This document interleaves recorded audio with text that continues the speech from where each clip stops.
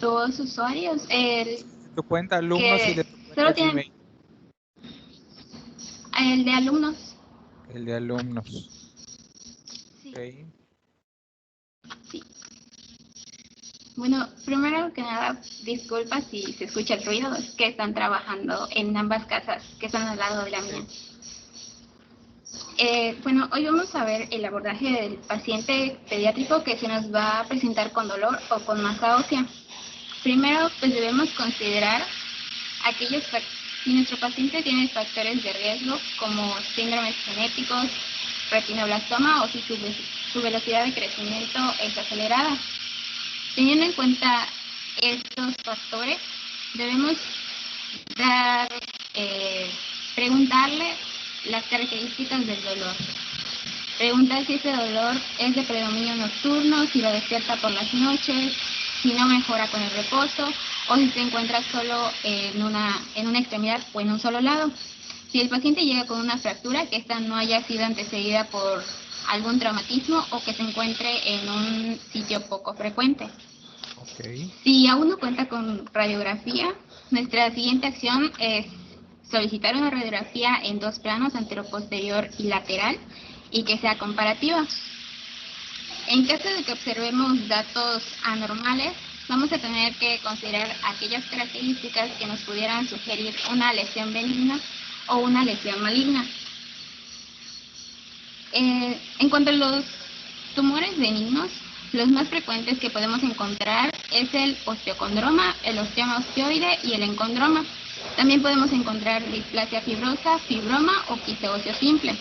Pero En eso no cuanto a es, los tumores malignos, sí. eso no es la habilidad que estamos buscando desarrollar. La habilidad que estamos buscando desarrollar es que ustedes vean en una imagen de radiografía las características y que nos digan si es benigno o maligno. Que nos aprendamos la lista de lesiones benignas como encondroma, osteoma osteoide y quiste óseo solitario y demás. No creo que vaya que sea la habilidad principal porque no estamos buscando ese grado de detalle que en última instancia va a requerir resonancia o especialista, sino que el objetivo es que si ustedes tienen un paciente que tiene un dolor óseo y lo estudian con imagen, puedan decir, ah, caray, esta imagen es de malignidad, para que lo refieran al lugar correcto, porque este debe de llegar con oncología para que oncología trabaje con ortopedia, porque si no es así, se corre el riesgo de que el paciente pues, quede en manos de alguien de ortopedistas que no han tenido la formación en tumores, porque no es habitual, y Sí, que la biopsia sea inadecuada. Entonces, pues bueno, está bien si quieres sí, mencionar las lesiones, pero espero que tengamos lo que sigue. sí, coloqué las radiografías. A ver. Bueno, salto esta No, información. lo que tengas preparado, Ok, pues sí está bien. ok, bueno, entre los tumores malignos, el más frecuente es el osteosarcoma. Este se va a presentar en su mayoría en hombres y durante las edades en las que la velocidad de crecimiento es mucho más rápido. Se va a originar en células mesenquimales que van a dar lugar a formación de hueso inmaduro y tienen cierta preferencia hacia algunas zonas como el fémur distal, la tibia proximal y el húmero proximal. El segundo tumor óseo más frecuente en los niños es el sarcoma de Ewing, que este va a originarse de células de la cresta neural.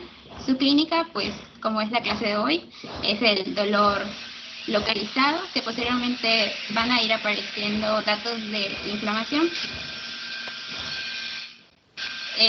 Bueno, y al tener la radiografía vamos a poder observar que hay ciertas características que nos van a orientar hacia lesiones agresivas que principalmente son malignas, en donde vamos a poder observar, como en este ejemplo, un osteosarcoma, en donde los bordes van a estar mal definidos, su zona de transición entre la lesión y el hueso sano va a ser amplia, no podemos observar en dónde empieza y en dónde termina. Así también se van a involucrar tejido blando, van a haber ciertas reacciones periósticas como esta que se llama en rayos de sol. Y también, por el contrario, podemos encontrar ciertas características que nos orienten a lesiones no agresivas que generalmente son benignas, como es el caso del quiste óseo, en donde encontramos una lesión lítica con bordes bien definidos, escleróticos y con una zona de transición bastante estrecha, y en la que no se involucran los tejidos blandos. Esencialmente esta es la habilidad. Ustedes van a hacerse las preguntas de si tiene bordes bien definidos o no, si levanta el periósteo o no lo levanta, si se mete o infiltra a tejidos blandos o no, si la densidad es homogénea o heterogénea, aunque este es un poquito más complejo,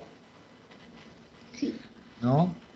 Pero eso es lo que marca benigno versus maligno. Y en las lesiones líticas, a veces el que exista un borde esclerótico o no exista hace diferencia entre las lesiones quísticas y las lesiones líticas, como ocurren, por ejemplo, en histiocitosis. El problema con histiocitosis en general es que es una enfermedad que está a medio camino entre benigno y maligno. Es maligno porque se trata con quimioterapia y puede ser mortal, pero es benigno nominalmente porque no es una lesión que infiltre de un lugar al otro, ¿no? Entonces, en definición, administrativamente no queda en la frontera, ¿no? Y una de las distinciones que hacemos, porque quien lo cataloga por imagen habitualmente lo cataloga como benigno, porque sus características son no infiltrantes, líticas, de borde bien definido, con densidad homogénea, todo esto. Pero la diferencia es que no se ve ese halo esclerótico que nos están mostrando en la imagen de la derecha. ¿Ok? Ese es como uno distinguiría. Pero si tienen duda, el paciente debe de ser referido de todas maneras. Nada más que aquí estamos jugando de la referencia a ortopedia versus la referencia a oncología. Ok, síguele. Ok, bueno, bien, al momento de observar la radiografía, pues vamos a tener que considerar ciertas características que nos van a decir si es una lesión benigna o maligna. Entre estas se encuentran la densidad de la lesión, el patrón de destrucción y el patrón de reparación.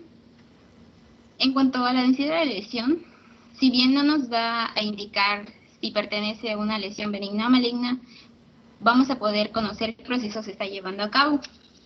En la imagen de la izquierda podemos observar un sarcoma de Ewing, en donde vamos a ver esta mancha que es una zona radiolúcida que pertenece a una lesión lítica. Eso no es característico. Así de lítico tan clarísimo, no, pero sí lo que vemos, más allá de lo lítico, así de negro, es varias zonas de hipodensidad, más arriba, ¿no? No la negra grandota, sino las otras. Entonces, que me dan una densidad heterogénea con zonas líticas. Eso es lo que me gustaría más que visualicen. No el hueco negro grandote, sino las otras. Pero además de eso, en donde está el punto, estás mostrando que... ¿Puedes quitar el punto de allá? De tu señalador. El puntero láser. ¿Hola? Sí, gracias. Y entonces ahí donde estaba el punto no es muy descarado, pero se puede ver que hay como una infiltración al tejido blando. Y si lo pudiéramos hacer más grande, déjenme ver si lo puedo yo hacer más grande para mí. Podríamos ver ahí como varias capitas arriba de la flecha de la derecha que está abajo, como si fuesen hojas de cebolla. ¿Ok? Y eso es levantamiento del periósteo, eso no ocurre en lesiones benignas. Normalmente no necesitamos todo, pero aquí estamos viendo una lesión de densidad heterogénea con zonas líticas que levanta el periósteo y que tiene bordes mal definidos y que en las zonas líticas no hay un borde esclerótico. Yo no quiero que me digan que es un sarcoma de Ewing, yo quiero que me digan esto parece cáncer, ¿no?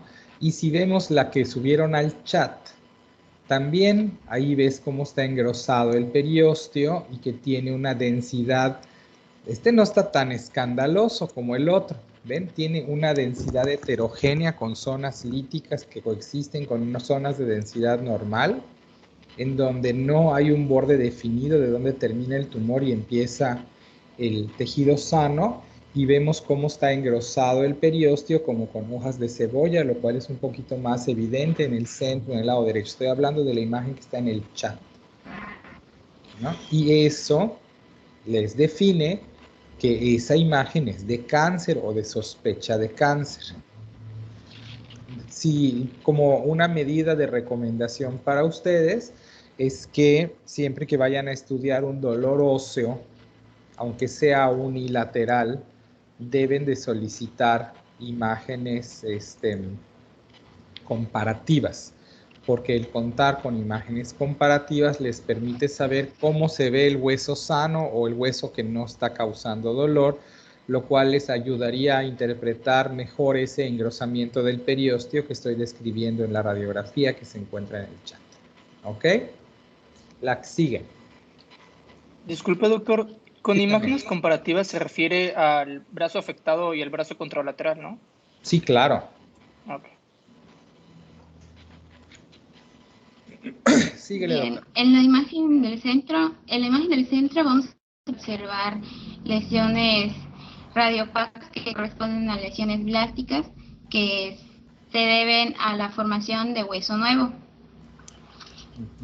En la imagen de la derecha podemos observar tanto lesiones líticas como blásticas que se observa en esta imagen que pertenece a un osteosarcoma. Claro, y en las dos que acabas de decir es clara la densidad heterogénea con incapacidad para definir dónde termina la enfermedad y empieza el hueso sano. Y eso lo define como cáncer, aunque no sea escandaloso como en otras imágenes que nos vas a mostrar después. ¿Sale? La que sigue, Sí. por favor. Ok. Bueno, en cuanto al patrón de destrucción, vamos a poder encontrar uno que se llama geográfico. Este es el de menor agresividad. Generalmente nos va a decir que es de crecimiento lento la lesión, pero con una destrucción uniforme. En este vamos a poder encontrar, como vemos en estas dos imágenes, un quiste óseo simple, en donde los bordes van a estar muy bien definidos, van a ser escleróticos y la zona de transición va a ser muy estrecha. En este, pues tampoco hay infiltración hacia los tejidos blandos. Pero ese que estás mostrando a la izquierda no es un quiste óseo simple, se ven como hay tabiques al interior de ese quiste. El de la derecha es un quiste óseo simple. El de la izquierda no lo es, parece que es un multiloculado o multicameral, pero no importa. Yo sé que eso debe de ser benigno porque veo los tabiques, pero al interior de los tabiques la densidad es igual en cada una de las cámaras y se ve un borde esclerótico alrededor de la lesión. Entonces, y el límite es muy claro de transición entre el tejido sano y el tejido afectado. Por lo tanto, yo vería esta imagen y diría, mira, esta es una imagen benigna. Este le hacen curetaje y le rellenan con algo y lo cierran y ya quedó. Se cura con cirugía. Síguele. Ok, bueno, como ya mencionó, es un patrón que casi siempre corresponde a lesiones benignas. En estas otras imágenes también podemos observar este tipo de patrón geográfico, en donde también podemos observar los bordes bien definidos, la lesión lítica, no hay infiltración hacia tejidos blandos. Y también en esta imagen que corresponde a un tumor de células gigantes benigno, en donde la zona de transición es bastante estrecha, los bordes están muy bien definidos, no hay infiltración. Que ya vieron ahorita 3 lesiones, imágenes de lesiones malignas y 4 imágenes de lesiones benignas. Aquí hay un problema, porque la distinción no es tan absoluta. Aquí hay un problema, el problema es la osteomielitis. porque la osteomielitis se confunde con el sarcoma de Ewing. ¿Por qué? Porque afecta al hueso largo y véanlo, da una densidad heterogénea con bordes mal definidos en donde coexisten lesiones líticas con hueso de densidad normal o casi normal. Entonces, esta pues depende también de, de la clínica acompañante para que uno sepa para dónde ir, pero si no sabe, igual lo refieres y luego vemos a dónde lo vamos a acomodar dependiendo de los hallazgos adicionales. Pero esta imagen, de verdad, esta no es una imagen fácil, ¿no? Entonces, el diferencial, como ven ustedes, de la imagen apolillada, pasa por cáncer versus osteomielitis. Entonces, es razonable o lícito o justificado equivocarse con esta imagen en particular. Ok, bueno, otro patrón es el apolillado, como ya se mencionó, se va a poder encontrar en la osteomielitis, en la que vamos a poder encontrar múltiples lesiones líticas que van a estar mal definidas, la zona de transición va a ser bastante amplia, es característico de lesiones malignas o de la osteomielitis. El tercer patrón, que es el más agresivo y que es prácticamente de lesiones malignas, es el permeativo. Como podemos observar en esta imagen, se encuentran infinidades de lesiones líticas que van a confluir y que no van a permitir identificar en dónde comienza y en dónde termina la lesión. A ver, déjame lo ver. Ajá, claro. Y este que se confunde con el apolillado para los ojos que no son expertos, este es un poco más característico de cáncer, pero como pueden ustedes ver allá, osteomielitis sigue siendo una probabilidad. En este caso, ¿por qué para mí esta es más clara de cáncer que la otra? Porque a diferencia de la radiografía anterior, aquí ustedes están viendo el periósteo levantado, cosa que habitualmente la osteomielitis no hace. En donde está el triángulo del lado derecho, se ve el levantamiento del periósteo y eso me hace una diferencia en comparación con la imagen que vimos en el patrón anterior. Ok, síguele. Vas muy bien, por cierto. Creo que nunca la habían presentado con estas diapositivas que explicaran los diferentes patrones. Entonces se agradece, está muy bien presentado. ¿Ok? Ok, sí. Bueno, en cuanto al patrón de reparación, también conocido como reacción perióstica, vamos a poder encontrar 5 que son los más característicos, desde aquellos que nos van a orientar más a una lesión benigna a los que nos orienten a una lesión maligna. Normalmente las lesiones benignas no tienen reacción perióstica, sin embargo, algunas ocasiones pueden formar periostitis benigna, como podemos observar en esta imagen de un osteoma osteoide, en donde se produce un engrosamiento de la cortical. Esto pues nos va a sugerir que el tumor es de un crecimiento lento, ya que le da tiempo al periósteo de formar nuevo hueso.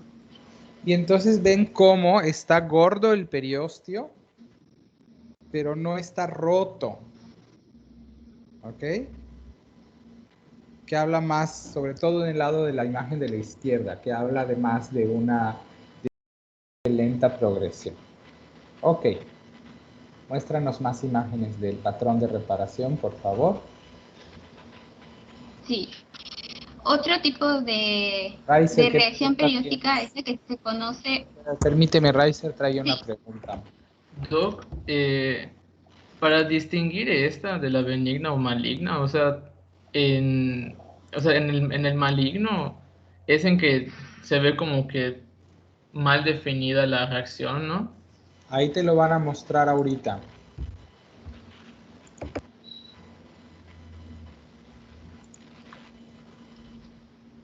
ok, bueno.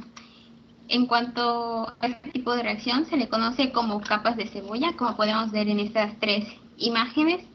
En la que se ve un poco mejor es en esta, en donde vamos a ver unas láminas de coloración radiolúcida y radio opaco, perdón, que nos van a indicar un crecimiento y una infiltración hacia los tejidos blandos.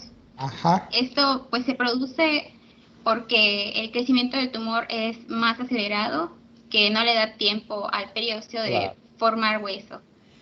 La que está a la izquierda es la misma que está en el chat. La que está a la extrema derecha es una mejor representación de hojas de cebolla porque es más clara, sobre todo del lado izquierdo de donde está tu señalador. Es claro cómo hay hojas de cebolla, ¿no? Nos recuerda a Shrek. ¿Qué dice Shrek acerca de las cebollas? Que son como los ogros. Que tienen capas. Son como las cebollas porque tienen... Claro. Y los ogros y los profesores de pediatría somos como las cebollas, ¿verdad? Sí, porque digo, no Te hacen llorar. Bueno, sí, y tenemos capas. Ok. Y del lado de en medio, pues hay hojas de cebolla, pero arriba yo también creo que hay un triángulo de Codman, pero vamos a dejar que nos muestren el clásico para que vean a qué nos referimos. Ok. Bueno, también vamos a poder encontrar un tipo de reacción que se conoce como en cepillo, en rayos de sol o de sol naciente, que es característico del osteosarcoma y del sarcoma de Ewing. Por ejemplo, en estas imágenes se van a ver Esto es cáncer, punto. Aquí no hay ninguna duda, esto es cáncer. Síguele, okay. Perdón por interrumpir. Ok, se van a ver como unas líneas que pues son los rayos del sol, se van a ver como radiopacos que pues si bien son indicativos de la infiltración hacia los tejidos blandos.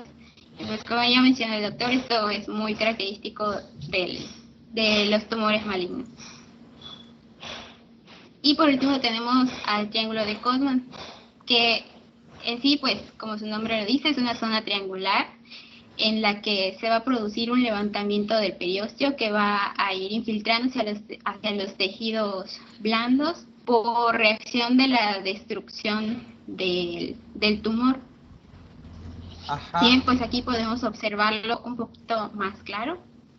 Sí, la de la B no me encanta como imagen, pero las otras dos están clarísimas, de triángulo de Codman. Y en la que está a la izquierda vemos el triángulo de Codman, las hojas de cebolla arriba, la infiltración a tejidos blandos, las densidades diferentes, la dificultad para delimitar la lesión y todo eso lo vende como cáncer. Y en la A y B, sobre todo en la A, vemos la infiltración a tejidos blandos, vemos algo de hojas de cebolla, y vemos poco osteoide, pero de todas maneras sabemos que es cáncer porque tiene el triángulo de Codman. ¿Ok? Bueno, aquí sigue. Ok. Bueno, y pues ya por último, como ya se había mencionado, el principal diagnóstico diferencial es la osteomielitis, ya que comparte datos radiológicos similares a los que podemos encontrar en los tumores óseos malignos. Como podemos ver en estas imágenes, pues puede presentarse las capas de cebolla, que si bien para poder realizar el diagnóstico diferencial es necesario recurrir a otras técnicas de imagen como la resonancia magnética o si no a estudios microbiológicos. Y pues como sabemos, Hemos entrado es una infección. Con ortopedia, doctora. Hemos incluso tenido que ortopedia meta al paciente pensando que es un tumor y abre y saca pus. Hasta allá hemos llegado. Así de complejo es el diagnóstico diferencial con osteomielitis en lesiones líticas o compuestas de hueso, sobre todo en adolescentes. Sí. Ok, y bueno, pues básicamente es eso, recordar que esto pues se debe, o sea, es una infección cuyo agente etiológico más frecuente es el Staphylococcus aureus y que su vía de diseminación igual mucho más frecuente es la hematosis. Ok, Dami, ¿tienes una pregunta? Sí, en el caso de que pues ya, como dicen, no te queda claro cuál es, ¿hago la interconsulta para ambos? O sea, tanto para onco como para ortopedia, ¿o puedo mandarlo solo con Pues lo uno? puedes mandar a uno y que el uno le diga al otro según lo que encuentre. Ok, gracias, doctor. Cualquiera de los dos caminos está bien. Y sería todo. Pues está muy bien. Ok, ¿quién sigue?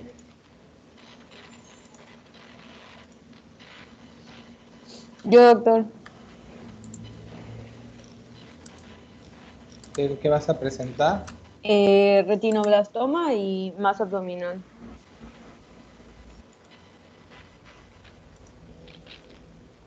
Pues ¿Comienzo? adelante. Sí, sí, sí. Bueno, pues el retinoblastoma es un proceso maligno intraocular primario que se asocia al gen del retinoblastoma. Esta representa aproximadamente 4% de todas las malignidades pediátricas y pues se produce realmente en más o menos uno de cada 20.000 recién nacidos vivos. La incidencia está calculada entre aproximadamente desde pues recién nacidos hasta los 5 o 6 años de vida es cuando se diagnostica usualmente. Y es un tumor que tiene un buen pronóstico cuando se detecta a tiempo. Este tiene una herencia no mendeliana y puedes, las causas son variadas, o sea, puede ser que sea por alguna mutación de novo o por algo hereditario. Y hay dos tipos, puede ser unilateral o bilateral. ¿Cómo lo sospechamos? ¿Ese es el tipo de herencia? ¿Existen las dos? ¿Es correcto? Ahí tenemos ahorita una niña que es famosa en redes sociales porque nació con retinoblastoma, hija de un señor que le quitaron los dos ojos cuando estaba chiquitito por retinoblastoma bilateral, lo cual evidentemente heredó su hija desde que nació y está ahorita en tratamiento en México con técnicas que aquí no están disponibles de quimioterapia intraarterial y asuntos de esa naturaleza que le ponen directamente a la arteria central de la retina para tratar de rescatarle al por lo menos uno de los dos ojos, si no es que los dos, para que no la dejemos sin ver. Y entonces hay fundaciones locales que están financiando sus viajes a México para los tratamientos de rescate o salvamento ocular. Fíjense qué cosa tan interesante, ¿no? Y esto prueba que existe el retinoblastoma hereditario con herencia mendeliana, pero de hecho es con herencia no mendeliana, y es no mendeliana por lo siguiente. Acuérdense que cuando hablamos de los patrones de herencia, dijimos que para que una herencia sea mendeliana en función de su manifestación clínica, necesitábamos que tuviera penetrancia completa. Es decir, todo aquel que tenga el daño genético tiene que expresar la enfermedad. En retinoblastoma no ocurre así. En realidad, el retinoblastoma se liga bastante claramente a un daño del gen que codifica por una proteína que se llama RB, que regula la progresión del ciclo celular en células óseas y de la retina particularmente. Entonces, pues que tú tengas tú tienes dos copias de este gen para cada una de las células, ¿no? Así que si se te daña una, pues no importa porque tienes la otra y codificas para la proteína. En realidad, lo que pasa en el retinoblastoma hereditario es que tú heredas ya dañada una de las dos copias, ¿no? Entonces, cualquier daño que caiga en cualquier célula en la otra copia te va a dar como resultado que se pierda la regulación del ciclo celular y que te vayas a una cadena de mutaciones que te va a llevar a retinoblastoma. Ahora, no todos los pacientes que ya vienen con una copia de menos van a acabar por sufrir daño en la otra. Eso quiere decir que podrías cargar el daño y no desarrollar el cáncer. O como esta neonata, cargar el daño genético y desarrollarlo inútero, ¿no? No sabes cuándo o si va a ocurrir en algún momento, ¿no?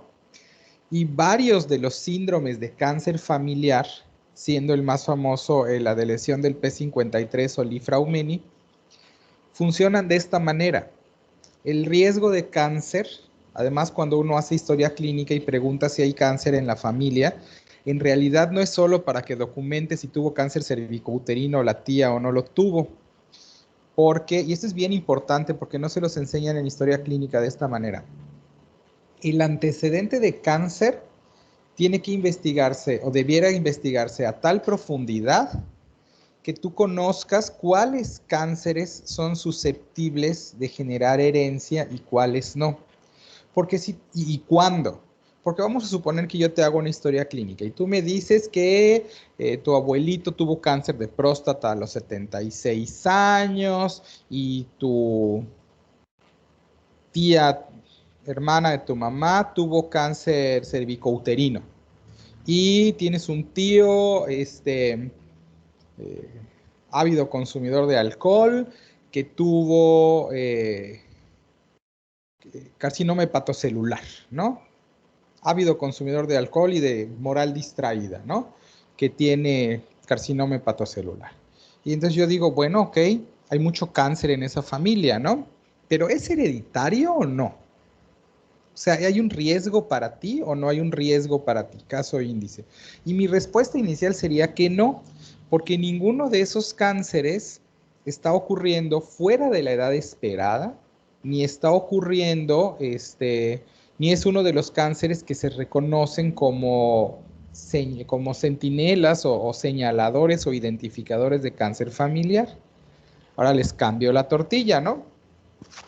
Tienes un familiar con cáncer, pero ese familiar es una prima que a los 21 años tuvo cáncer de mama. Y entonces yo voy a decir, ah, caray, cáncer de mama a los 21 años, ¿neta? Y entonces vas a decir, aquí hay algo que predispone a esta persona porque es una edad inesperada para cáncer de mama. Y entonces solo con ese un antecedente, yo voy a tener ganas de averiguar si tiene alguna alteración genética, seguramente tiene BRCA1 o BRCA2, ¿no? Mutados que la está predisponiendo al cáncer. O digamos que tienes cáncer de colon a los 14, ¿no? Listo. Entonces voy a hacer porque a lo mejor tienes un cáncer de colon hereditario. Y cuando se identifican estas alteraciones, por ejemplo la de cáncer de colon, lo que hay que hacer es quitarle el colon al paciente.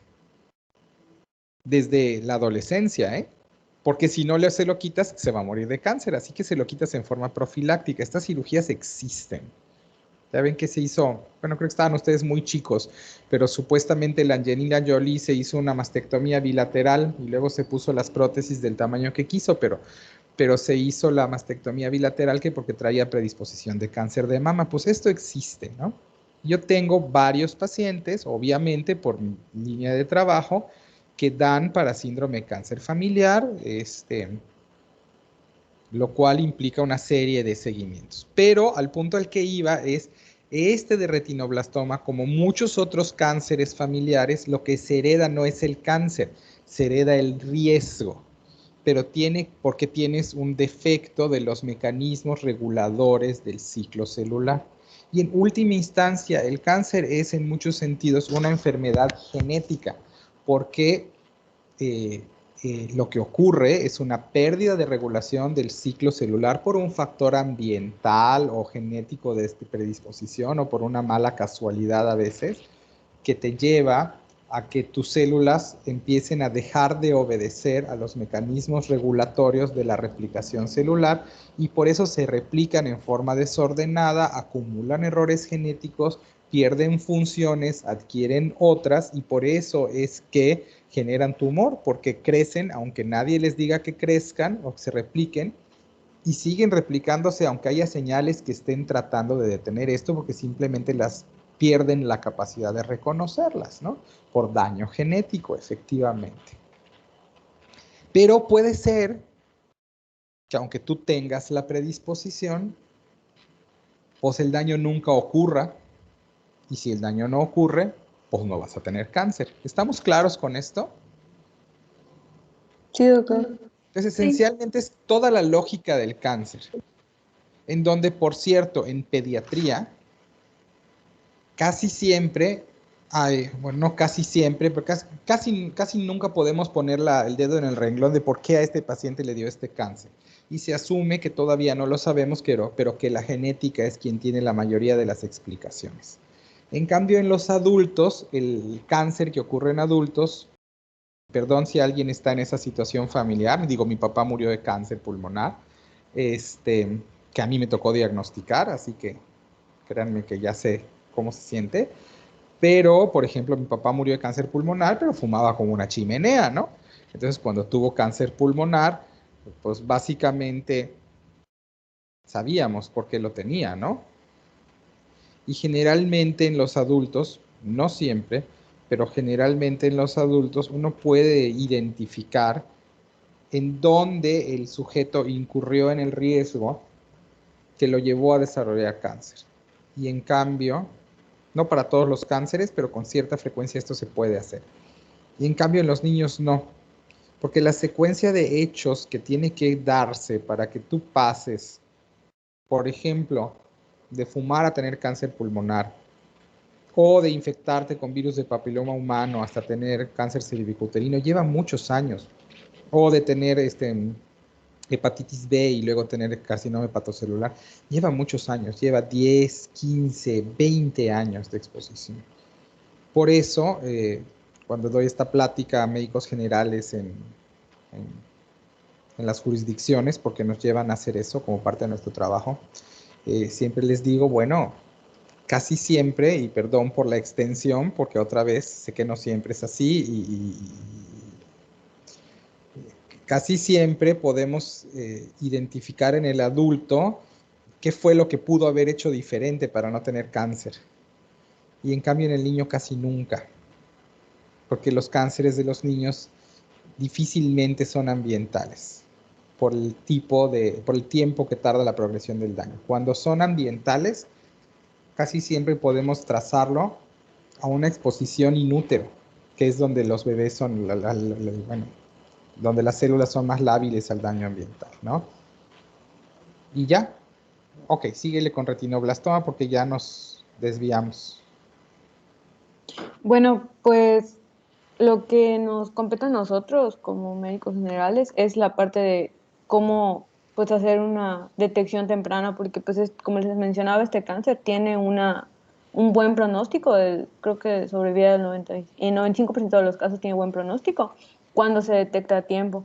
Cuando Entonces, lo encuentras intraocular, es correcto. Cuando brinca el nervio óptico y ya no es resecable, ese pronóstico cae en forma espantosa. Entonces tú puedes, si detectas suficientemente temprano, o por lo menos oportunamente, como dices, podrías salvar la vida porque lo encuentras todavía confinado al ojo. Y si lo diagnosticas ultra temprano, entonces podrías incluso salvar el ojo, de los cuales tenemos un chorro de pacientes con salvamento ocular en el hospital ahora. Entonces, algo que es una posibilidad en nuestro medio. sí, y de hecho decía que, por ejemplo, lo que se hace es que como no siempre se detecta a tiempo, cuando es unilateral usualmente se quita si no está a tiempo, y cuando es bilateral pues sí es cuando se trata de salvar aunque sea un ojo, pero pues eso ya Pero depende. depende de la etapa. Cuando encuentras Sí. un unilateral, pero que está chiquito, le puedes echar láser y con eso se cura. O crioterapia. O sea, hay terapias que permiten el rescate del ojo, aunque sea unilateral.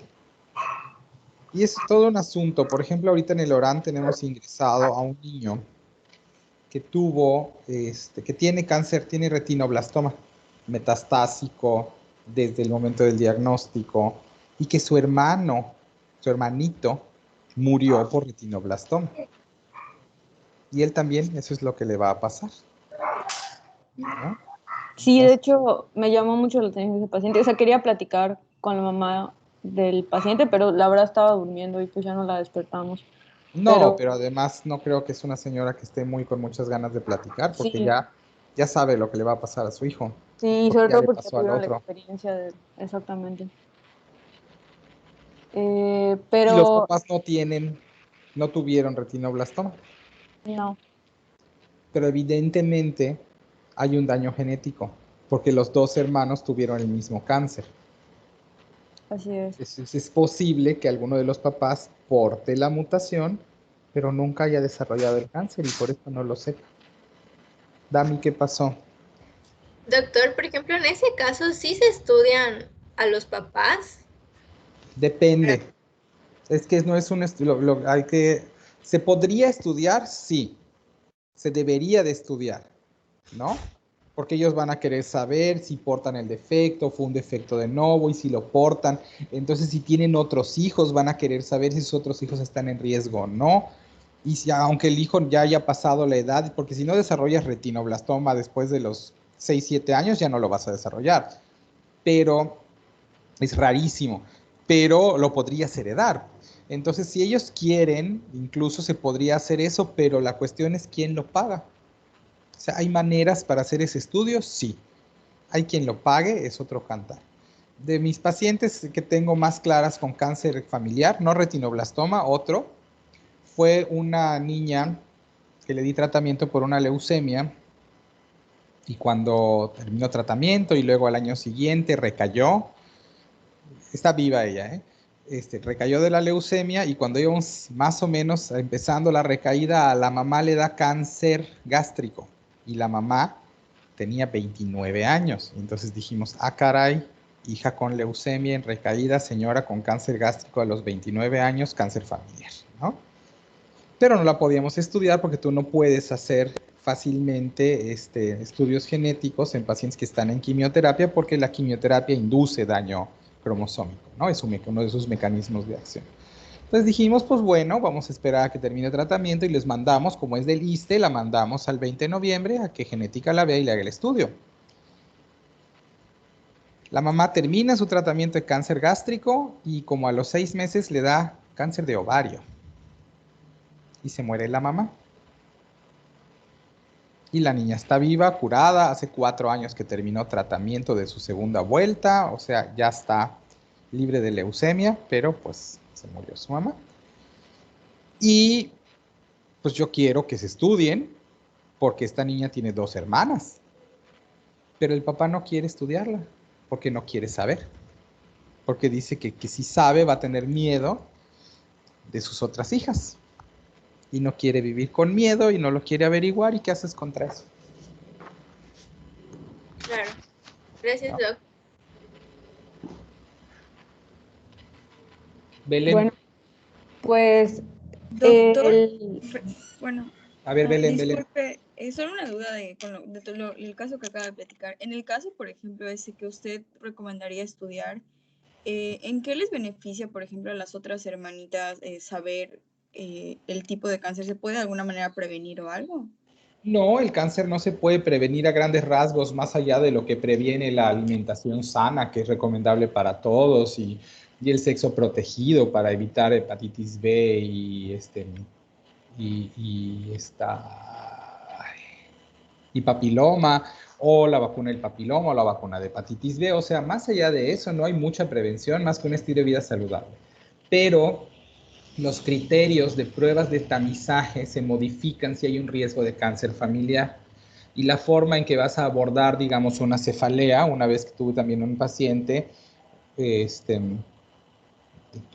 tumor cerebral, que había una historia clara de síndrome de cáncer familiar, y un tumor cerebral es una de las posibilidades. Entonces tú lo que haces es que sabiendo que el riesgo existe, abordas ciertos síntomas de otra manera porque conoces el riesgo. Entonces el beneficio es ese, que tú puedes hacer detección temprana. Y yo creo que va más allá si estamos apostando a medicina integral, porque entonces yo te diría, bueno, si yo tuviese el riesgo de morir, siempre tengo el riesgo de morirme, bueno, ya no tengo el riesgo de morirme joven porque ya no estoy joven, ¿no? Pero si tuviese el riesgo de morir joven y el riesgo de heredarle cáncer a mis hijos, probablemente miraría diferente mi decisión de tener o no tener hijos, ¿no? ¿No te parece?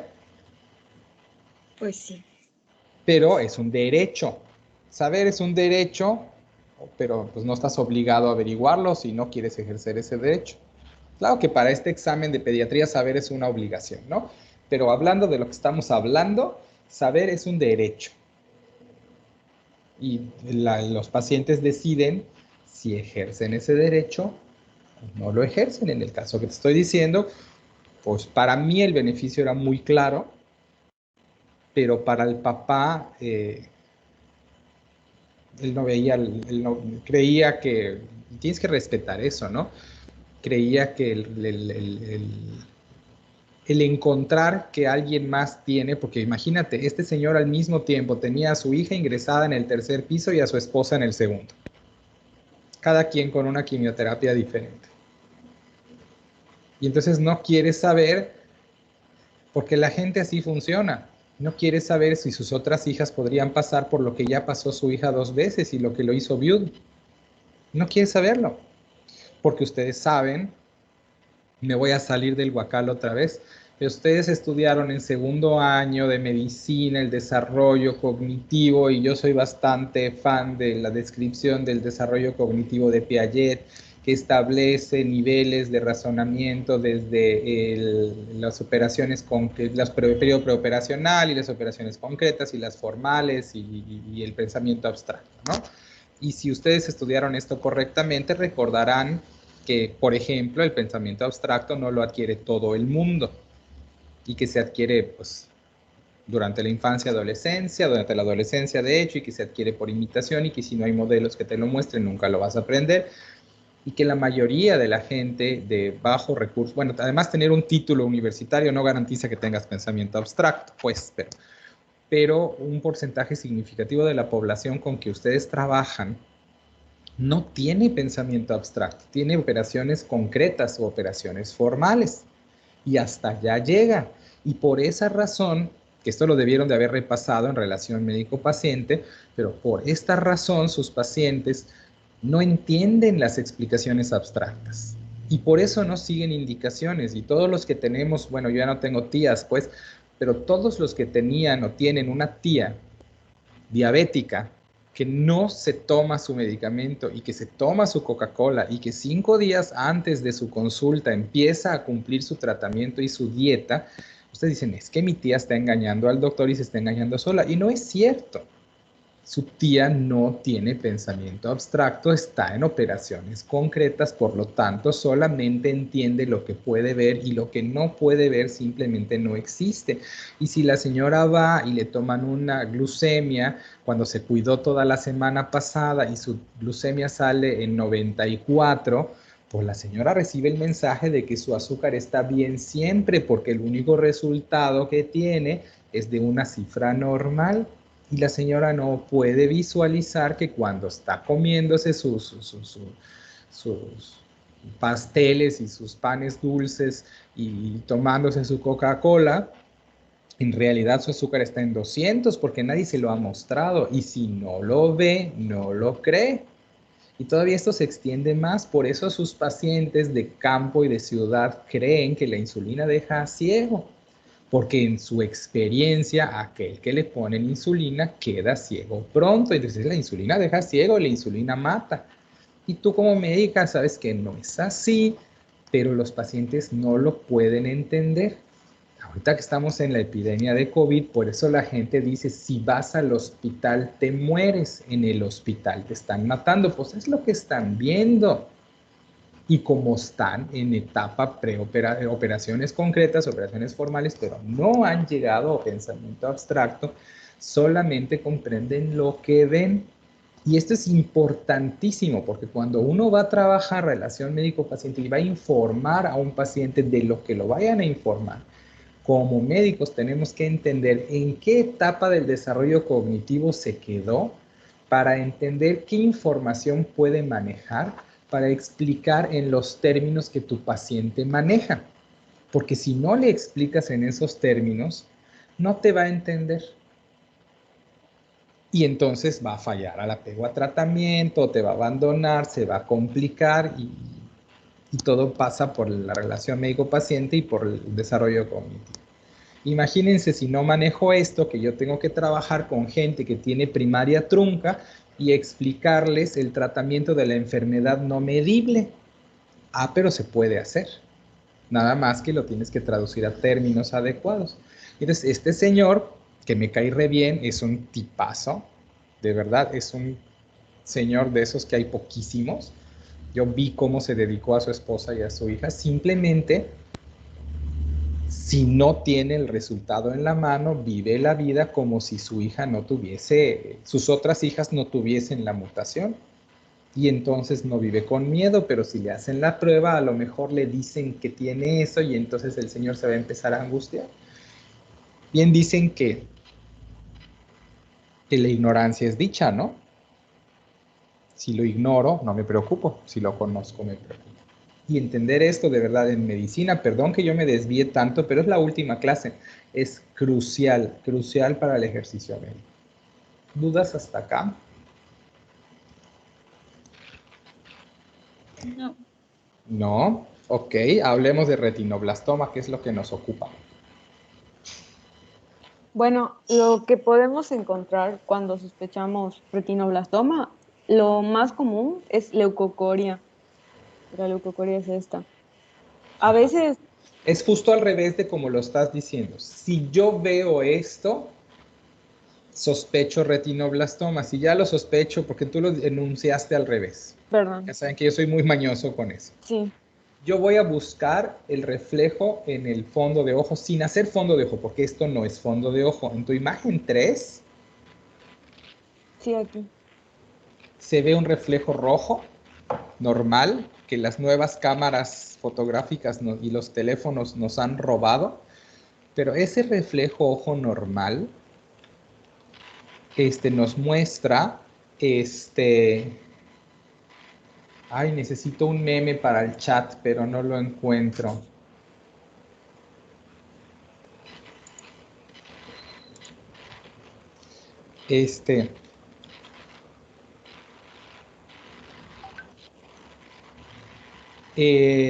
Estábamos en...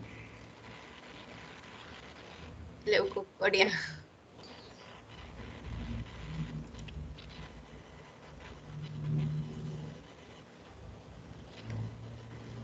Ya regresé. Ustedes tendrían que buscar el reflejo rojo que nos robaron las cámaras fotográficas, ¿no? Y si ustedes ven eso que se muestra el lado derecho, es porque la luz rebota sobre el fondo del ojo y no tienes que hacer la técnica de fondo de ojo. Incluso con un otoscopio lo puedes hacer en una zona razonablemente oscura y tienes 2 microsegundos antes de que el niño voltee la cara, pero puedes hacerlo y buscar. Y si tú ves lo que está en el lado izquierdo, que es lo mismo que nos mostraron en la diapositiva 1, lo que estás viendo es leucocoria. Tú sabes entonces que hay algo en el ojo que no debe de estar y que te impide ver el fondo del ojo. Ahora, ¿es cáncer? ¿Quién sabe? Puede ser retinoblastoma, puede ser vitrio hiperplásico persistente, puede ser desprendimiento de retina, puede ser retinopatía del prematuro, puede ser afección por toxoplasmosis, puede ser catarata congénita. Todas esas son causas de leucocoria. Pero es una urgencia oftalmológica porque encontrarlo a tiempo podría derivar en que si se trata de un cáncer, lo identifiques en un momento en el que es rescatable la vista o por lo menos rescatable la vida, ¿no? Entonces es bien importante y se recomendaría desde el punto de vista de oncología que ustedes en cualquier consulta de niño sano, en los menores de 5 años, busquen el reflejo rojo a ver si no les da blanco, porque si les da blanco hay que correr. Luego tienes estrabismo en la diapositiva Disculpa, 2. doctor. Dígame. ¿El leucocoria lo enviamos con el oftalmo o con el onco? Con el oftalmo, porque el oftalmo tiene que hacer el fondo de ojo bajo dilatación y si cuenta con el recurso tiene que hacer un ultrasonido modo B para determinar si se trata o no se trata de cáncer. Ok, gracias. Pero si no tienes un oftalmo de confianza y me lo quieres mandar, me lo mandas y yo lo encamino con el oftalmólogo cuando son pacientes del oral. Si me lo mandas a mí y yo lo cruzo al oftalmólogo, eso le va a ahorrar 2 meses de sala de espera. Gracias. Bueno. A ver, no, espérate, todavía no te pases y vamos a ver el estrabismo. El estrabismo es normal hasta los 6 meses. Si el paciente se pasa 6 meses y tiene estrabismo, sobre todo si le aparece un estrabismo que no tenía, eso es bien importante, Eso quiere decir que está afectada la mácula densa y por eso esa zona del ojo no ve y por eso está moviendo ese ojo para que se enfoque en donde sí hay visión. Eso, o hay algo en motores oculares que no había antes, que hablaría también de ocupación orbitaria, que habla de otros tipos de cáncer, o hay un problema a nivel central que tampoco está padre, ¿no? Entonces, si ustedes ven un estrabismo que no estaba ahí, hay que correr con ese paciente. Pasamos a la diapositiva 4, porque ya vimos la 3. Y bueno, ahí a la izquierda ves un retinoblastoma unilateral detectado por leucocoria, ¿no? Que es Sí, rescatable. Arriba la clasificación, vean cómo pasa de lesiones pequeñas a lesiones grandísimas. Y los de Kenia, que también llegaban en México, en Mérida, alguna vez me llegó una paciente peor que este niño que están viendo allá. Y que uno dice, bueno, ¿cómo este niño pudo quedarse en su casa? Y cómo tardó tanto tiempo en llegar y por qué nadie pensó que esto era un tumor. Pero ocurría, y ojalá que no siga ocurriendo. Para que ustedes sepan, bueno, que estas cosas en algunas partes de México siguen pasando. Y todavía peor, nos llega el paciente y le decimos que hay que nuclearlo y agarran los papás y dicen, pero si ese ojo ya no ve, les decimos, pero ese ojo ya no ve y tiene cáncer, hay que quitarlo. Y entonces los papás nos dicen, pero si el ojo ya no ve, doctor, me da lo mismo, pero no es lo mismo tener un ciego con ojo que tener un ciego sin ojo. Y entonces agarran a su chamaco y se van.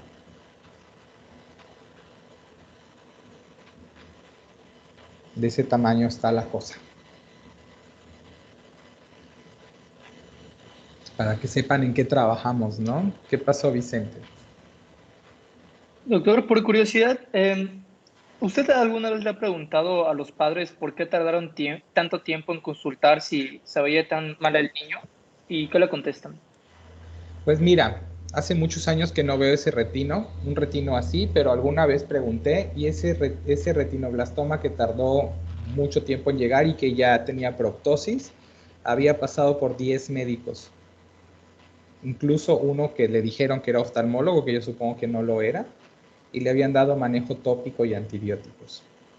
Y nos llegó un osteosarcoma que tenía un tumor del tamaño de una sandía, literal del tamaño de una sandía en el fémur, que había empezado por una fractura sin traumatismo y que había pasado por 2 ortopedistas y 10 médicos generales. O sea, no es que los papás no busquen atención. De verdad, tendría que haber un gran maltrato infantil para que no busquen atención. El problema es que los médicos no necesariamente, bueno, han visto lo que gira en redes sociales de las recetas para COVID, ¿no? ¿Qué les cuento? Tengo una receta guardada de un paciente, ya se los conté, ¿no? Que tenía un médico que se ostenta como que atiende niños, aunque no nomás tiene cédula de médico general, que a un prematuro, niño con antecedente de prematurez de 2 meses, creo que de mes y medio de edad, le había recetado té verde Arizona. Y lo dice la receta con todas sus letras, que le den pecho y si no se llena, le den fórmula y si no se llena, le den té Arizona cada 3 horas, del verde. Y el niño llegó con hipernatremia de 170. Me preguntó por qué. Entonces, esa es la calidad de gente que tenemos afuera. Por eso tardan en llegar los pacientes, porque la gente no está capacitada para ver lo que tiene que ver y para analizar la información y para darse cuenta de cuando algo está fuera de lo que conoce. Por esto estas clases son como son y por eso su examen es como es. Porque que uno les evalúe memoria y que tú te sepas un libro de memoria no implica que tú puedas usar la información para resolver problemas. Y la habilidad que tienen que tener ustedes como médico es analizar la información para resolver problemas. Si no pueden usar la información, no es útil la información. Y como yo ya sé que ustedes solo aprenden lo que se les evalúa, pues corremos la voz de que lo que se les evalúa en pediatría es razonamiento y resolución de casos para que practiquen eso y no memorización de conceptos.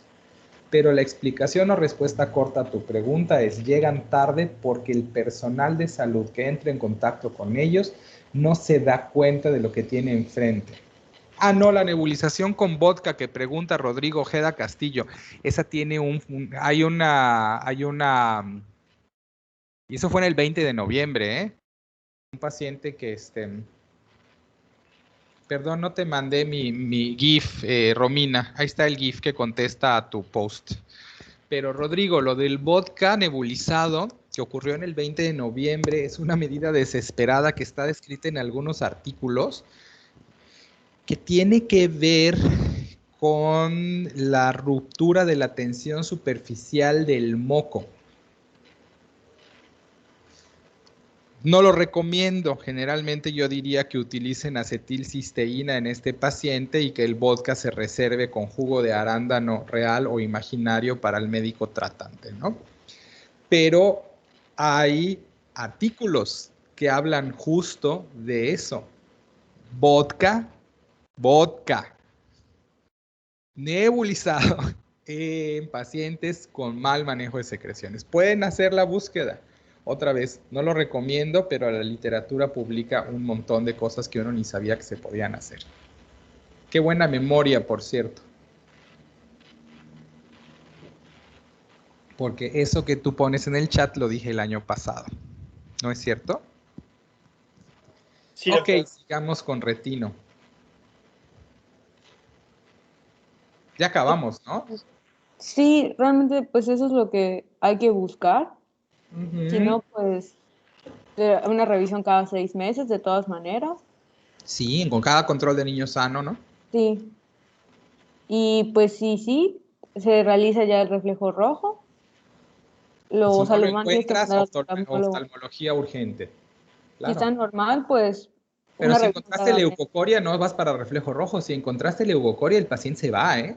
Ah, sí, se va a oftalmo porque Sí, es este diagrama no me mucho encanta. reflejo. Si encontraste leucocoria, estrabismo de reciente aparición, cambios en la agudeza visual, dolor, proptosis, hipema, listo. Ese no te lo quedas. Se va a oftalmo porque es Se urgencia. va a oftalmo urgentísimo. Y ya, lo que se realiza es una oftalmoscopia indirecta, se le hace fotografía, ultrasonido, TAC, resonancia, pero pues eso ya no nosotros lo vemos. Ya no te toca, claro. Sí, y ya ¿Diapositiva clasificar 5 que trae? es de masa abdominal. Ah, ok, ese es de 10 minutos. Sí, está cortita. Súper cortito. Doctor, Por cierto, hay un neonato en urgencias con una masa abdominal que nos trae a todos con complicaciones varias. Nada más que urgencias no les recomiendo pararse por ahí. Pero, ¿qué pasó, Jamuri? Sí, tenía una pregunta Ujú. respecto a lo del reflejo rojo. ¿Cuál sería la técnica para hacerlo? Mira, es una pena que no nos podamos ver porque esa sí es más clara si la muestro. Pero tú apagas la luz, cierras cortinas a que quede razonablemente oscuro. Yo se las enseño a hacer con otoscopio, que es más fácil tenerlo que oftalmoscopio. Te paras como a 40 centímetros del paciente, 40 a 45 centímetros del paciente, pegas el oftalmoscopio a tu ojo o el otoscopio a tu ojo y le alumbras desde esa distancia a donde están los ojos del paciente y tratas de hacer el movimiento inicial que se hace para ver fondo de ojo. No tratas de ver el fondo de ojo porque necesitas estar más cerca y dilatación y que el paciente no se mueva y el pediátrico no coopera para nada de eso, sino que simplemente te vas acercando y en el momento en que tú entras a la retina, 2 microsegundos vas a tener el golpe del reflejo rojo y el paciente va a mover la vista. Y ya no vas a perder el campo de visión. Pero en ese tiempo tú alcanzas a percibir el reflejo rojo y ya acabaste. Es como se hace. Gracias, Doc. Bueno. Doctor, este tamizaje es en cada consulta, ¿no? El del reflejo. Por lo menos 2 veces al año, dicen las recomendaciones. Yo digo que te ocupa tan poco tiempo que pues lo podrías hacer más seguido, pero por lo menos 2 veces al año. Ok, gracias. Belén. Doctor, ¿y si es posible verlo aún sin tener que, o sea, sin dilatar el iris al paciente y todo Sí, esto? sí se puede. Tendrían que practicarlo con sus parientes. Si tienen otoscopio, oftalmoscopio, practíquenlo con sus parientes. Pero sí se puede. Lo que pasa es que en pediatría, los pediatras tenemos una habilidad especial para ver un montón de cosas en milésimas de segundo. Es más o menos lo mismo que nos pasa cuando quieres explorar garganta. Agarran entre 6 personas al chamaco, le fijan la cabeza, metes tu abatelenguas y tienes 0.2 de segundo, ¿ah?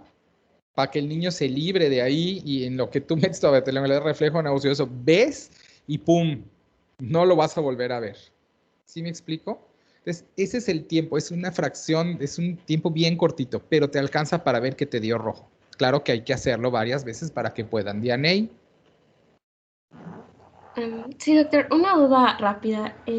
Es que yo había leído que para hacer ese reflejo, la luz se apuntaba entre los ojos, o sea, en el tabique nasal, y pues ya se veía en ese pequeño tiempo, pues Pues si claro, la está o no. apuntas al tabique nasal y luego te diriges al ojo. Es que acuérdate que la luz que tú estás viendo es justo la que rebota de la retina. Por eso la ves roja. Entonces tienes que hacer una maniobra que semeja el fondo de ojo. Nada más que no entras al fondo de ojo porque no tienes tiempo. Es un tamizaje. Entonces, Gracias, una doctor. manera de hacerlo es dirigir tu haz de luz hacia la nariz para que el paciente no le moleste la luz. Y ya que estás en una distancia en donde sabes que estás viendo bien, porque es el punto que vas a tratar de encontrar, ya que enfocaste bien, buscas el ojo y es que entras. ¿Odaris? Doc, tenía una duda. Si no tenemos a la mano el oftalmoscopio o el otoscopio, ¿se puede hacer con la lamparita o sea, la de exploración, la normalita? Porque igual hay Técnicamente se algunas que podría tienen. hacer, pero yo lo encuentro muy, muy difícil. Técnicamente es bastante más difícil. Pero si no tienes un otoscopio en donde estás dando consulta, creo que tenemos un problema, Ok, Doc. ¿no? Porque es Gracias. una herramienta básica. Ok, ¿seguimos? Bueno, pues las masas abdominales suelen ser hallazgos casuales, no es algo que generalmente de sintomatología. Realmente cuando a veces haces una exploración física encuentras una masa palpable asintomática. Sí se puede presentar con alguna sintomatología leve, por ejemplo, dolor, náuseas, vómitos, constipación, hematuria, ictericia, disminución de peso, diarrea, pero lo más común de estas masas es que pues se encuentren casualmente.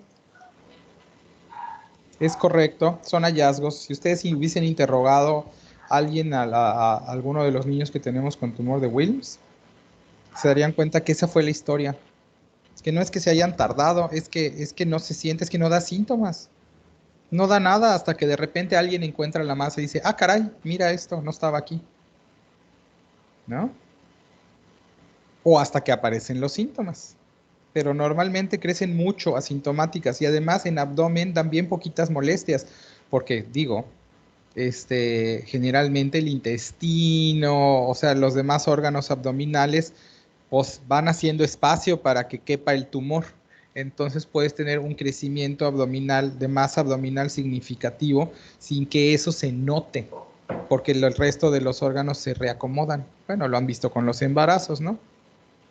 Ya ven, gran tumor abdominal transitorio, que hay señoras mágicas para acomodar un chamaco entero 8 meses en una panza sin que su mamá se dé cuenta, ¿no?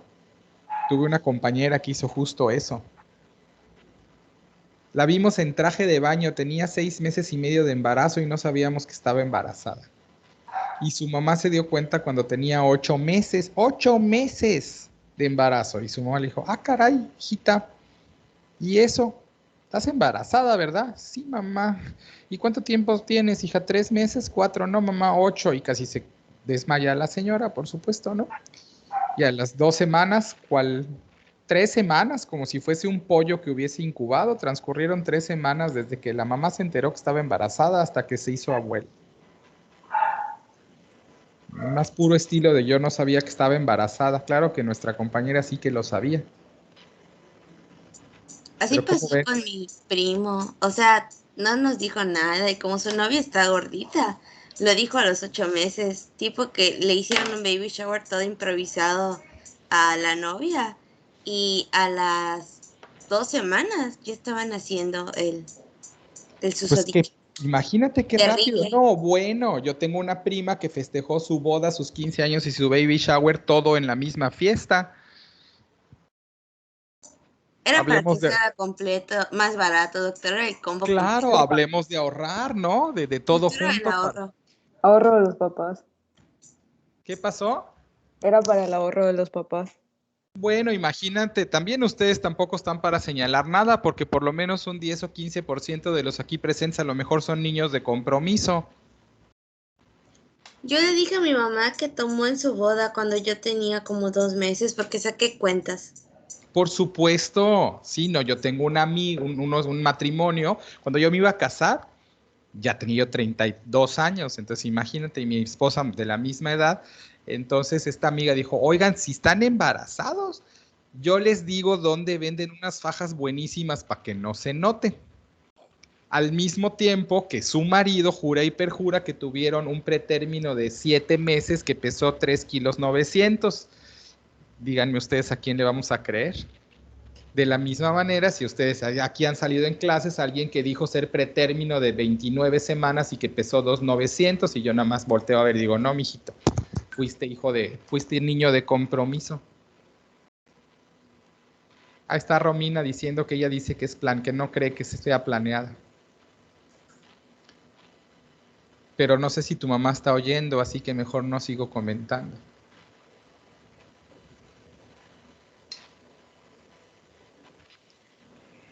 Bueno, pues algo que se puede, decía, o sea, que estaba leyendo que se puede hacer como que para descartar algo más, o sea, una maniobra de Valsalva.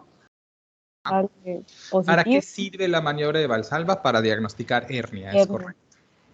Si se va a protocolo de estudio por hernia, pues ya si es una hernia complicada, dependiendo de la localización, pues se va a cirugía, si no, pues es tratamiento electivo. Ok. Eso es como que algo que puedes hacer rápido en el consultorio, o sea, que tú puedes hacer como médico general. Sí. Si no, si la maniobra de Valsalva sale negativa, pues ya lo mandas, pero se lo puedes mandar ya con su ultrasonido. Obviamente el ataque es más complicado, pero pues un ultrasonido es más fácil de conseguir. Pero cada estudio tiene beneficios específicos y deficiencias específicas, ¿no? Sí, claro. El problema, el beneficio del ultrasonido es que el ultrasonido mide bien, en forma más rápida, densidades, ve muy bien vasculatura o perfusión, ¿no? Es muy barato, hay en todos lados. Esencialmente es tridimensional de cierta forma. Y la tomografía, pero no percibe todo y si hay aire, el ultrasonido pues no ve a través.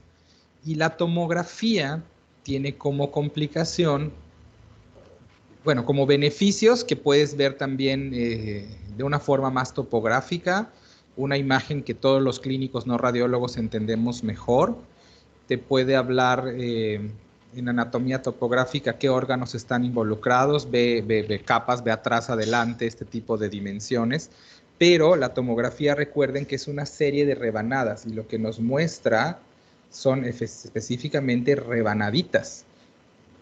Y dependiendo de a cómo tú programes el equipo, te puedes sacar rebanadas cada centímetro, cada medio centímetro, y entonces todo lo que queda entre rebanada y rebanada es invisible en la tomografía, ¿no?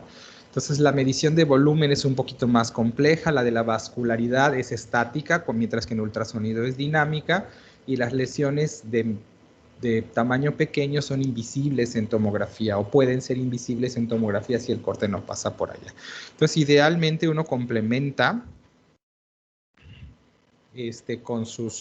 con ambos estudios, pero por facilidad y accesibilidad lo que se tiene que hacer es, o la recomendación de inicio es un ultrasonido, ¿no? Que nos da información suficiente para saber si mantenemos la sospecha de malignidad o la desechamos.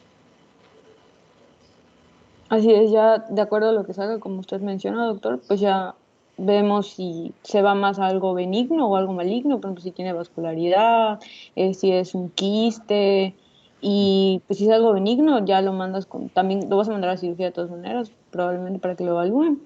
Y Sí, síguele. ¿Y si es maligna? igual decía que es más común que en niños pequeños sean benignos. Sí, claro.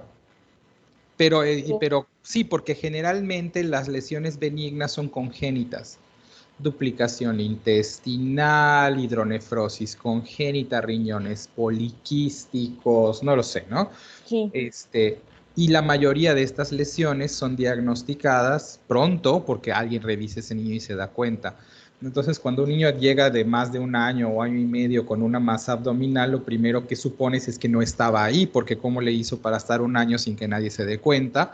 Y como es de reciente aparición, eso inclina la balanza hacia la probabilidad de malignidad más probable mientras más grande es el niño.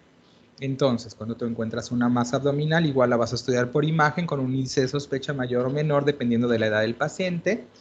Haces tu ultrasonido, si encuentras una masa que por sus características parece maligna, entonces dependerá de cuál es el órgano de origen, porque solo las masas hepáticas y las gonadales tienen marcadores tumorales accesibles habitualmente. Hay otras, pero para las que son habitualmente accesibles solo son las gonadales y las hepáticas, nada más.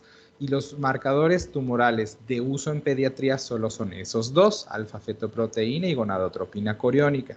Si la masa es hepática, solo alfa-fetoproteína. Si la masa es gonadal, los dos marcadores. ¿Ok? Ojo con la alfa-fetoproteína, que tiene valores normales. Se llama alfa-fetoproteína, así que uno tendría que entender que es una proteína fetal, ¿verdad? Por lo tanto, cuando uno es un neonato, todavía tiene niveles significativamente altos de alfa-fetoproteína y hay una tabla de valores normales que te muestra el descenso para cada mes y valores normales diferentes para cada mes. ¿Okay? Entonces, cuando uno en un menor de un año ve una alfa-fetoproteína elevada, antes de brincar a la conclusión, tendría que ver si esa cifra es alta para la edad, para que sepa si se alarma o no se alarma. En cambio, la gonadotropina solo tiene dos tumores que la causan, los tumores malignos de células germinales y los embarazos, ¿no? Así es. Así que si sale un varón con gonadotropina coriónica, pues tiene cáncer. No hay otra explicación porque no tiene de dónde, no tiene corión, ni posibilidades de tenerlo, ¿sí me explico? Y así de sensible es el marcador. Y el marcador a los oncólogos pediatras nos sirve un montón porque es una guía de respuesta a tratamiento. Por lo tanto, somos muy insistentes en que primero se tome el marcador y luego se opere al paciente. Si no se hace en ese orden, perdemos una herramienta bien importante para el seguimiento y para modular la intensidad y la duración del tratamiento. Pero en buena práctica clínica, un paciente que les llega con masa abdominal tendría que tener ya la valoración quirúrgica con imagen en menos de 48 horas. Eso es a lo que tendríamos que estar, idealmente en menos de 24 horas, pero menos de 48 horas es lo que tendríamos que estar aspirando, como un servicio de pediatría eficiente en una unidad de referencia. ¿Sale? Y ya de ahí decidir lo que se va a hacer con el paciente. Que no les va a tocar, solo es referir. ¿Sale? Y con eso terminamos. Qué bonito. Estamos tristes, Doc. Espérate, a lo mejor vas a estar más triste en la tarde del día 30 de noviembre. Eso sí. Ahorita no es tanto la tristeza. El que nada sabe, nada teme, tú no te preocupes. Tú entra con confianza. Y no busques mala intención porque no la tiene. Lee lo que se te está preguntando, contesta lo que se te está preguntando. Háganlo rápido. 3 minutos es más que suficiente para las preguntas que se les están haciendo porque son todas abiertas y todas de respuesta breve. Así que yo voy a leer 40 y tantos exámenes que voy a calificar pregunta por pregunta, uno por uno. También yo me estoy atorando solo, pero ya les expliqué, yo no creo que deba de educarles en reconocimiento de respuestas correctas en opción múltiple. Yo creo que mi obligación es educarles en solución de problemas, porque la medicina no se ejerce en opción múltiple, se ejerce en preguntas abiertas. Son 25 preguntas abiertas, 75 minutos para contestarlas, son 3 minutos por pregunta. Así que la respuesta puede ser muy directa y muy puntual. Lean para que contesten lo que uno les está preguntando y no lo que quieran contestar, porque a veces no es lo mismo. Sean breves, no se detengan. Si les está dando trabajo una pregunta, sáltensela y pasen a la siguiente. No se detengan, porque el tiempo parece que es mucho, pero luego por ahí pierden, porque no contestan suficientemente rápido. Y es bien importante la habilidad de dar respuestas rápidas, porque un paciente no te va a tolerar que te haga una pregunta y tú ya te lleves 15 minutos en encontrar la respuesta. Un conocimiento que tarda eso en salir no es satisfactorio. Para los pacientes es un médico que no funciona y te van a cambiar. Así que también se les está educando en ese sentido. Vicente, ¿qué pasó? Doctor, para la respuesta en cálculo de soluciones, ¿la expresamos como solo la respuesta? ¿Tenemos que poner el proceso? La pregunta te lo va a decir. No. Así como sumé y bajé y resté y multipliqué. No. La respuesta. Generalmente entonces, yo te voy a pedir líquido cómo lo total vas a indicar y tú me vas a poner cómo lo vas a indicar. Y luego yo voy a saber si estuvo bien calculado o no, y de ahí derivo cuáles son los criterios que utilizaste, vamos. Ok, pero es que en la manera de escribirlo es donde digo, de verdad que no voy con la espada desenvainada. Hay mucha amplitud de cosas que son posibles. Por ejemplo, para algunas, no les voy a decir que les voy a preguntar, pero suponiendo, digamos, que en cardio, porque es una pregunta de cada tema, yo decida preguntar cardiopatías congénitas, ¿no? Y les ponga, digamos que les pongo un cuadro clínico. Y ese cuadro clínico tiene 3 cardiopatías probables, pues cualquiera de las 3 es una buena respuesta, ¿no? O sea que hay mucho criterio. Una... Pero a lo mejor ni te voy a preguntar eso, doctora, así que no vayas por ahí. Si yo estoy evaluando, porque además hay puntos parciales, ¿no? Te puedo dar el 80% del puntaje, el 75%, el 90%, el 20%, según lo que me estés dando, ¿no? Porque la pregunta puede tener como 3 o 4 dimensiones para contestar. Entonces, eso también se evalúa. Y yo, pues bueno, si me muestran que están pensando en el camino correcto, pues van a tener el puntaje, ¿no? Si eso es un pensamiento razonable. Pero digamos, si les pido que me grafiquen un peso y talla de un paciente y le sale mal, pues, o sea, ¿cómo rescato eso? ¿No? Entonces hay criterio, no es así de todo o nada. Es más bien bastante, por eso me pone mal que alguien saque 14 en un examen. Porque, digo, al libro abierto con apuntes, hora y media, o sea, ¿cómo los ayudo? ¿No? ¿Qué pasó? ¿Quién quería preguntar qué cosa? Hamuri, creo, ¿no?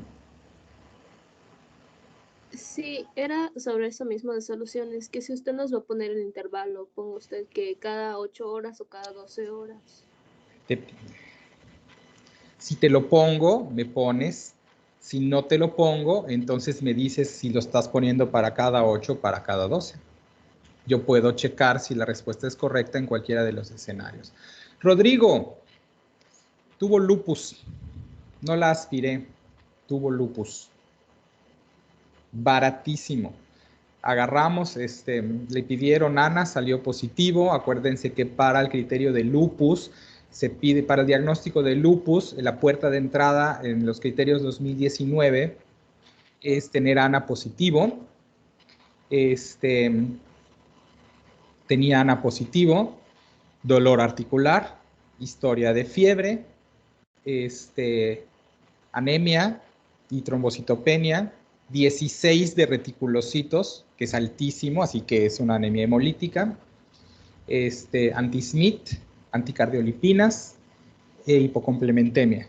Y camina en los tejados y tiene bigotes y come ratones y hace miau, ¿no? Entonces le aplicamos la tabla de lupus y salió con creo que 18 y necesita 10 para diagnóstico, así que tiene lupus. Así que no la aspiré, ese caso de esa paciente. Se diagnosticó con lupus. Quiero decirles penosamente que le di la tabla de criterios de lupus a un residente y le dije, dime cuántos puntos tiene, y 10 minutos después no me lo podía decir y yo quería matarlo. Por eso es que se los pido desde ahora, para que tengan la habilidad, para que si alguien ve la luz y hace pediatría, no lo quiera yo matar.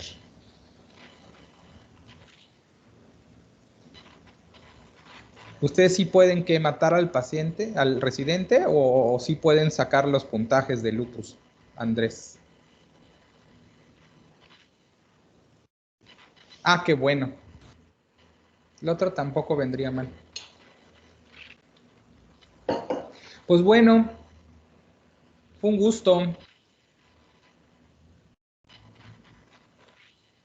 A ver. Al contrario, doctor, gracias.